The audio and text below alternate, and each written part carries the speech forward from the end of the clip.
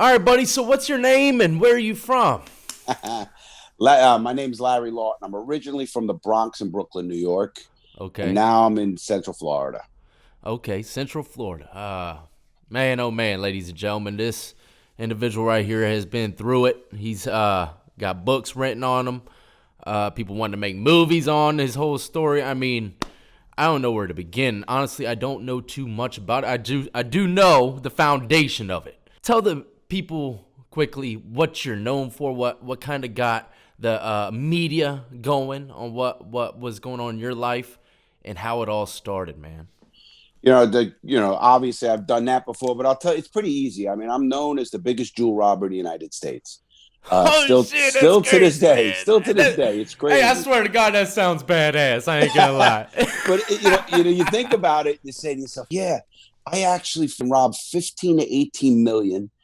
Obviously, you don't have it anymore. The government takes all your shit. I ended up going away for 4 12-year sentences. I love people say, what do you mean 412? Yeah, I says, if you get 12 years in prison and you get another 12 year and another, and they run them concurrent, that's called yeah. not wild. In the system, they have it called wild or consecutive, and that's consecutive or wild. But mine was run concurrent. And the reason they You give got people blessed. 412s or 2 lives, you ever hear someone say, man, that Yeah, dude got 2 life sentences. How can you die 3 times? No. yeah, If you win a case on appeal, you still got to do life. You won that one case. So yup. you still got to do the next case. So that's the difference. People don't get why they give multiple lives or 4 12-year sentences. So if I win one on appeal, I'm still doing 12. So Yeah. that's the difference with Tom. I did the law for 10 years, Josh. 10 years.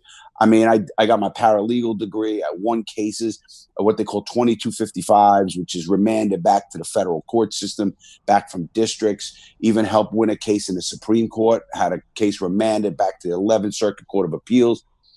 I love it. So I started And you doing got that. into all that after prison? No, I got that in prison. I was doing that in Oh, prison. wow. I was fighting the system. I was strapped down naked, beaten, and pissed on in prison. Totally like this, strapped down there, peed on my face. I just talked about that, man. I get them goosebumps.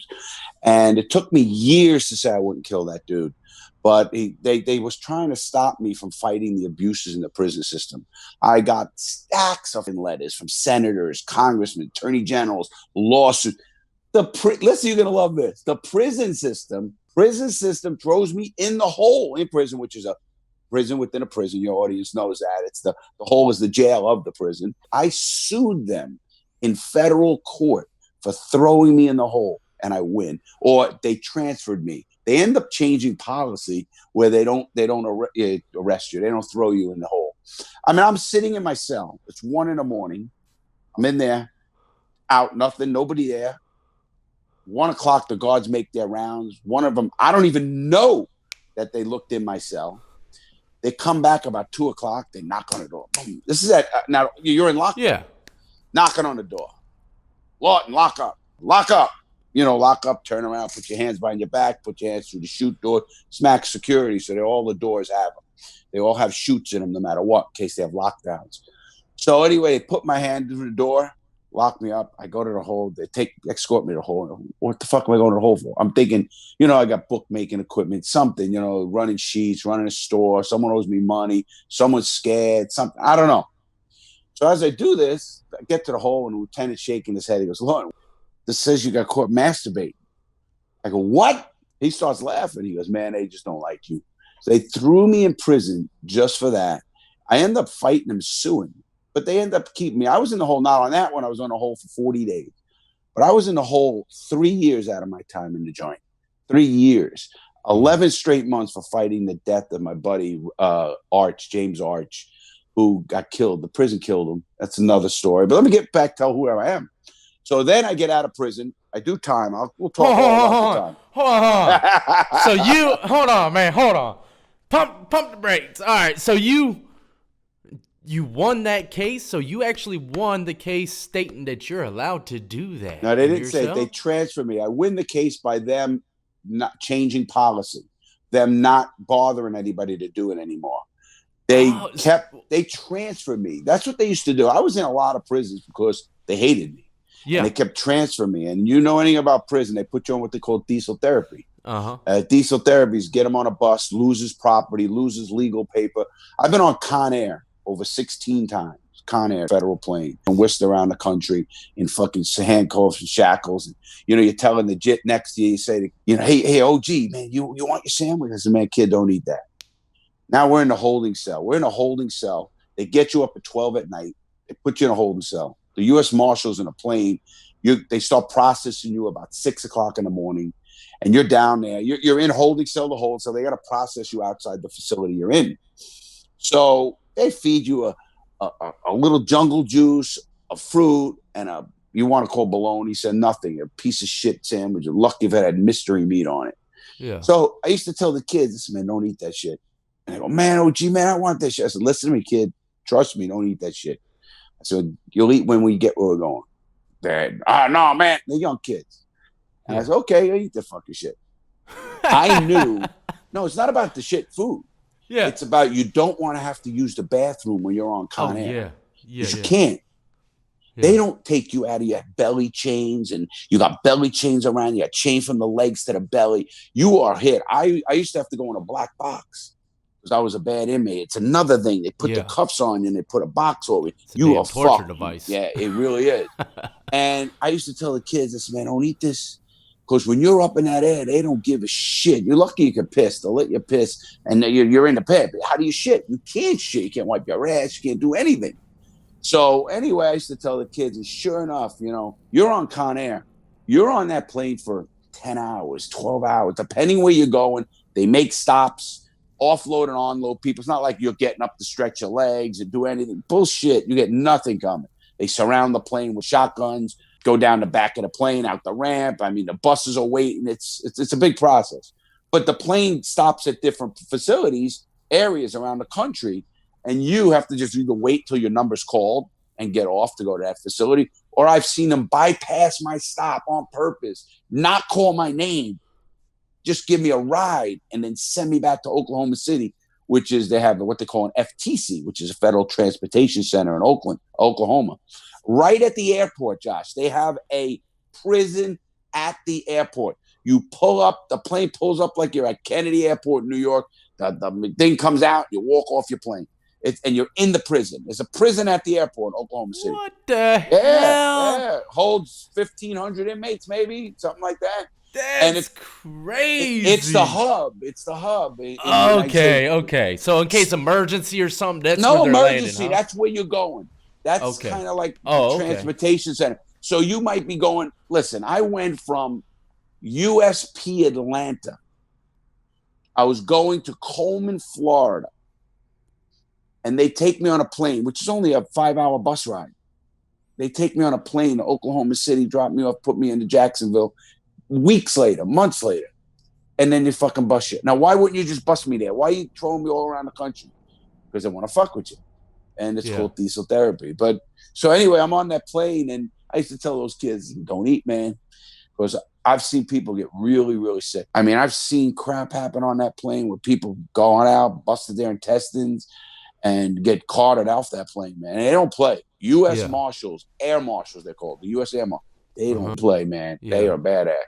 Yeah. So, and I used to tell the kids, don't eat, man. I'd rather go hungry for a little bit, get to where I'm going, eat what I'm going to eat or whatever to get back. But I don't want to be that uncomfortable on the plane. I got a question for you, man. Yeah. One of my favorite movies ever since I was a little kid.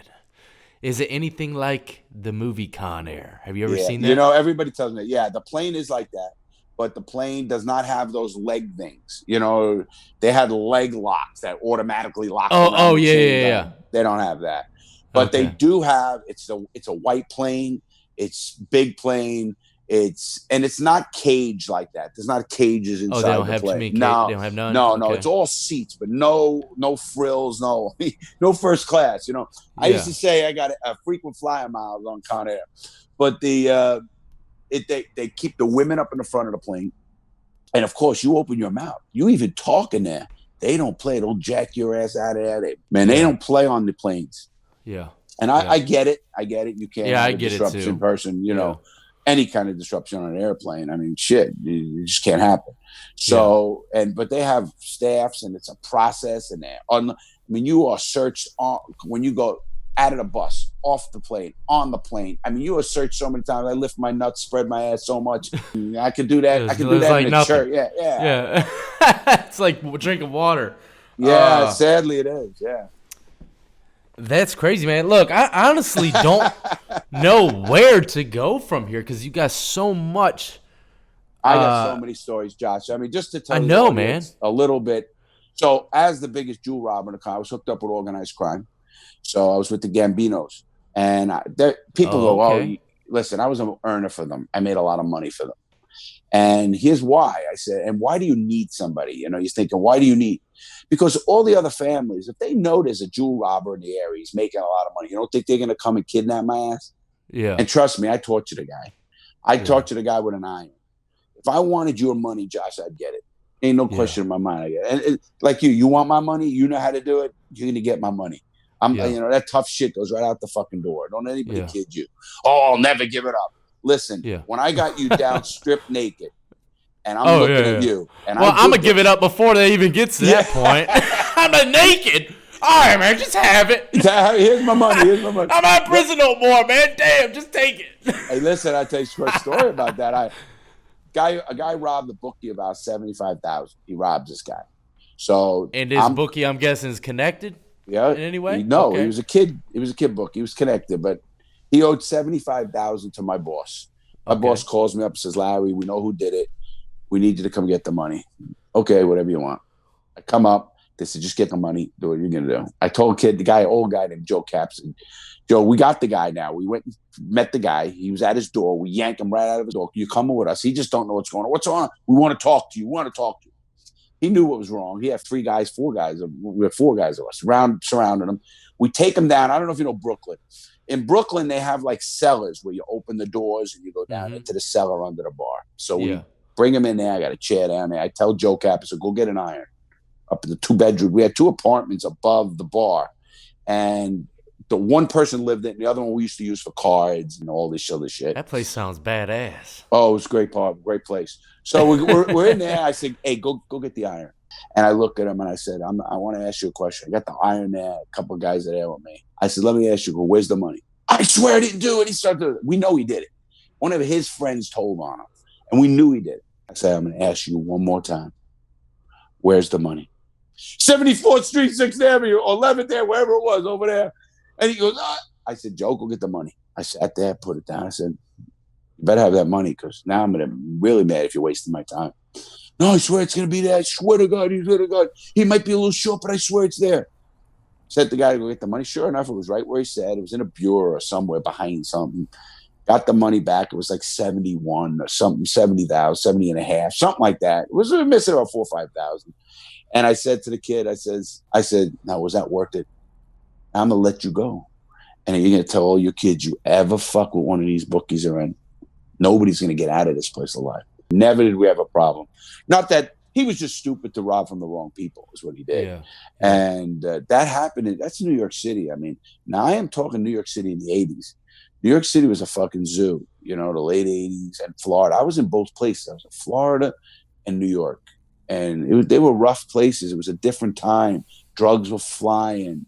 I mean, I'm talking drugs and mob was robbery. jumping big time back then too. Oh, so. Absolutely. John Gotti was in control. He took over in '86. It was just a zoo, But it was. Listen, none of that life's worth it. I tell everybody this day, man. None of that life is worth it. I got a life, live through this shit, so you don't have to go think about doing stupid things. Because I lost my kids, man. My son was 6 years old when I went to prison. I got out. He was 18. My daughter was 15 months old. When I got out, she was 13. So I lost all those years of my kids' lives. And I look back at that. Now I got grandkids. I told somebody, I said, listen, if I go off, if I snap, something happens, I know I'm going away for life. There's not even a question. I know what I'm capable of doing. I mean, I'm not a badass, John. I'm past that time in my life. I know what I was capable of, what I am capable of, and I don't want that ever again. I want to live and watch my grandkids get older and call their Poppy Larry, and the plane, he comes on the plane and shit. They're in Brooklyn. My son's in Brooklyn, Yeah. I'm going to do an interview on my YouTube with my son. People have been asking that. So I'm going to do a lot of stuff. I got a whole shit planned on my YouTube, which is pretty cool. You That's know, that's good, what, like man. you said, it's good to, it's a good platform to get your story out. Yeah, To, vent and all kinds of stuff, man. yeah, You yeah, know, it's got a absolutely. lot of positivities to, or it just determines on how you take that path. You know, some people are doing some Stupid shit. Well, yeah you stupid shit on listen, their Josh. channels, but No, oh, yeah, I mean the channels. I don't even look at that. I look at it like I look at guys like yourself. You yeah, changed your life. You made your mistakes. You're 30 years old, 32. My son is 30, and he's learned. He's grew up. He's seen me. He's talked to me. I've helped him out. He's got the best sounding board in the world. And I think of a lot of guys like yourself. You grew up through this period from 18 to 25, 27. You think you're invincible. You want to make money. You want to yeah, bank. You want to do this. You don't want to work. Listen, I've done every drug in the book. Every drug in the book. I smoke weed now because I have a medical kit. I have actual medical yeah, license. But it's not even that. Weed should be legal. I mean, it's the yeah, stupidest thing in the world. yeah, But it's not even that. I can't even, people say, man, you got a license, you can smoke. I couldn't do this interview with you, Josh, if I was high. Couldn't do it. yeah. I couldn't function. I'm one of those cats can't function. Oh God. Man. I Uh, just, man, I'm like, let's get some more food. I'm 246 uh, pounds. I'll be about 300 if I keep that shit up. But it's now is I've learned what's good for me and what's not good for me, and I've yeah, lived that yeah, life. man. And You get older, you get wiser. You know. absolute. It's a good saying. It's a true statement. When you're 20, you look back, man, and you know it all. 20. You hit 30, you look back and go, man, I knew shit at 20. When you Yeah. hit 40, you're gonna look back and go, man, I still know shit at 30. When you hit 50, you're gonna say, man, am I ever gonna learn shit? Trust me, I'm getting close to 60. I know I'm gonna keep saying I'm learning shit every day with this YouTube and, Yeah, and for even sure, man. people and stuff. So I love that aspect of life. And if you don't listen to yourself and don't use your own experiences, you're gonna end up in a bad place in life, like I did. Yeah. And I don't wish that on anybody. I really don't. Losing your family, fighting for your life, being in places, being literally pissed on, spit on. I mean, they don't. I know the federal regulations called the Code of Federal Regulations (CFR). I know them very well because I fought the prison, what they're supposed to do and what they do and don't do. And it's amazing what they get away with. And as you know, on your station here, on your channel, private prisons, Yeah. Yeah. and now used to be CCA, Correctional It's money, man. Corporation. It's all money, man. You You said know it, the drill. man. It really is. It's fucking money. Well, look, speaking about money. I had a Speaking lot of about that money, too. I man. had horses. Yeah, here's a great one. I have so much money. I got That's why I gotta hear about these damn. Listen, I got so much money. I'm sitting at home. I'm robbing jewelry stores. I had a run from 89 to 96, like nobody in their history. Robbed 15, 18, always had cash, 50, dropping 50 grand in a casino. I lost $250,000 in a casino in 2 weeks. God, I just interviewed someone he's like, man, he was a thief too. He did a lot of thievery and he stole millions. And God, Listen, just you're gambling, man, fuels it. Yeah, gambling. Not only that, I mean everything. So I'm sitting at home, and I call a guy works for me at Tommy. I say, hey, Fat Tommy. He says, listen to me.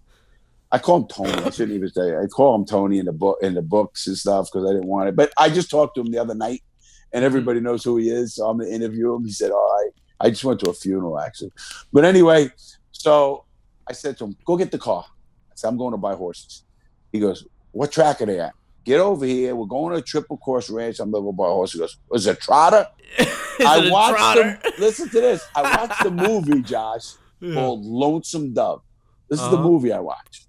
So I watched the movie. I tell him, I says, I'm going there. I pull up. He gets the car. Here we are in a Cadillac. Slacks on, Bally's of Switzerland shoes, shirt. Turns out the guy was a really good Christian guy, really nice guy. To this day, I know him. His name is Mike Fletcher. He's a world champion bronc rider, and he's a friend of mine. And now he's still in Texas. I heard from him since been out. Great guy, really amazing guy. Well, he owned this ranch, and matter of fact, his son back in the day, I lent him. I had a limousine and everything. I lent him his limo and my driver to go to his prom when a kid turned 16 back then, and he had a limo and all that shit. But anyway, we're sitting there, and I said, Tom, get the car. We pull into this ranch. He's looking at me. These guys for real? What's going on? These two Brooklyn guys come in with, slacks, Cadillacs. I said, I want to buy a horse, but here's the deal. If I buy a horse, you got to show me how to ride it. I'm thinking, these guys for real? Not only were for real, Josh, I end up buying 2 horses, a trailer, saddles, everything. Walked out of there, God. 12. He boards the horses for another $600 a month. I got great pictures. I think I put it up in one of my things. I loved it. I loved the horses. I used to go get high, take off on the horses. If I was on coke, I'd be running around these fucking horses like fucking crazy. Yeah.